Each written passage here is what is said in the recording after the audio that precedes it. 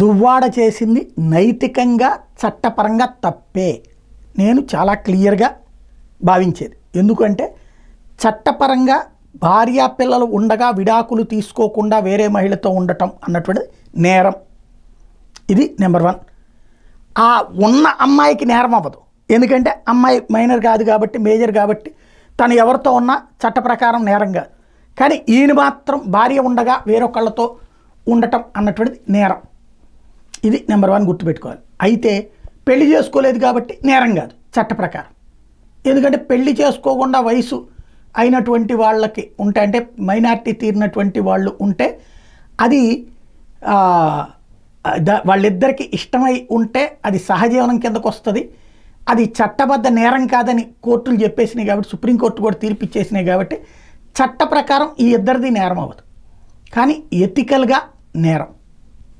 రెండవది, చట్ట ప్రకారం విడాకులు తీసుకోకుండా ఉండటం, ఇలాంటి పని చేయటం అనేటటువంటిది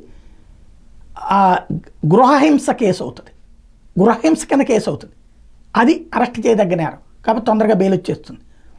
బట్ ఈ రెండిటికి వెనకాల తనేమంటాడు ఆయన, నా భార్య వేధించేది, నా భార్య ఆధిపత్యం కోసం పోరాడేది, నా భార్య ఆస్తులు లాక్కోవడానికి పోరాడేది, హత్యలు చేయడానికి పోరాడేది, దీని వెనకాల తెలుగుదేశం హస్తం ఉంది, దీని వెనకాల అచ్చెన్నాయుడు హస్తం ఉంది, ఆవిడ రాజకీయ ఉద్దేశంతోనే చేస్తుంది అన్నటువంటిది ఆయన చేసే ఆరోపణ. ఆ వచ్చి ఇల్లు తలుపులు పగలగొట్టిన వాళ్ళు వాళ్ళందరూ కూడా తెలుగుదేశం వాళ్ళే అన్నటువంటిది ఆయన చెప్పేది.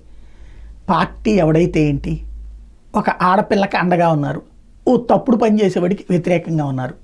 ఇదే జనంలోకి వెళ్తుంది తప్పించి విచిత్ర వివరణలతో, లేదంటే కనుక చేస్తున్న తప్పు కళ్ళెదురుగుండా కనబడుతూ ఉంటే కూడా అది తప్పే కాదని భావించేటటువంటి సందర్భంలో ప్రజలకి జవాబుదారీతనం అన్నటువంటిది లోపించినట్టే ఉంటుంది.